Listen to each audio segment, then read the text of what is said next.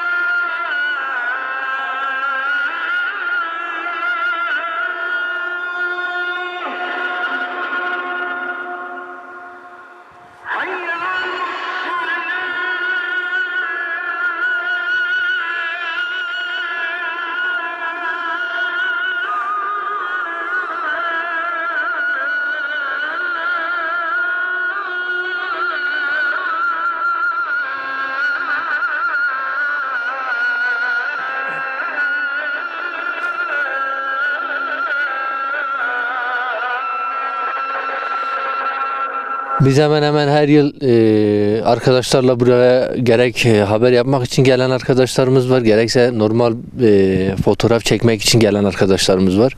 Biz de bugün buraya geldik. Beklediğimizi göremedik. Baraj suları oldukça çekilmiş. Her sene bu mevsimde, bu zamanlarda baraj suları donardı. İnsanlar burada buz üzerine çıkıp dolaşma imkanı bulabiliyordu. Öbür türlü minarenin su altında kalması güzel görseller oluşturuyordu. Güzel, hani fotoğraf severlere, fotoğraf çekmek isteyen insanlara güzel görseller sunuyordu. Ama bu sene ne yazık ki hayal kırıklığına uğradık. Gördüğümüz o ki kar da çok az yağıyor. Evet, havalar -20'yi bulabiliyor burada. Ancak ne yazık ki kar şu ana kadar beklenen kar yağmadı.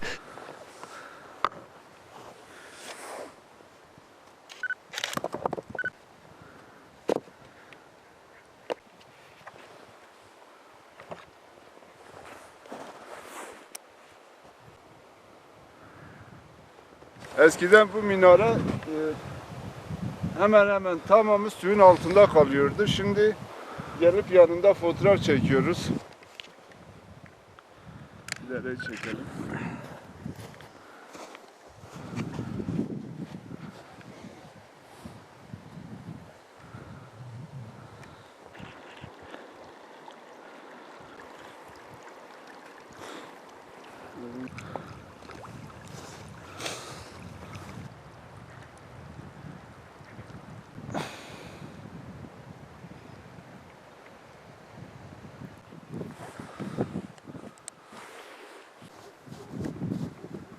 Eskiden insanlar yaşıyordu. Bir dönem ondan sonra balıklar, su hayvanları yaşamaya başladı. Şu an gün yüzüne çıkmış bir ev.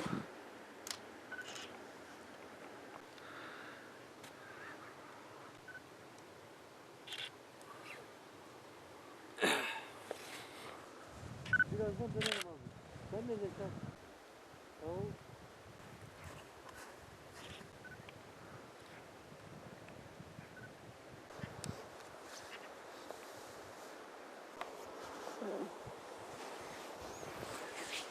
Geçen sene buraya geldiğimizde ta karşıdaki tepeden buraya görüntü almıştık. Bu sene barajın neredeyse tam orta noktasına gelmişiz.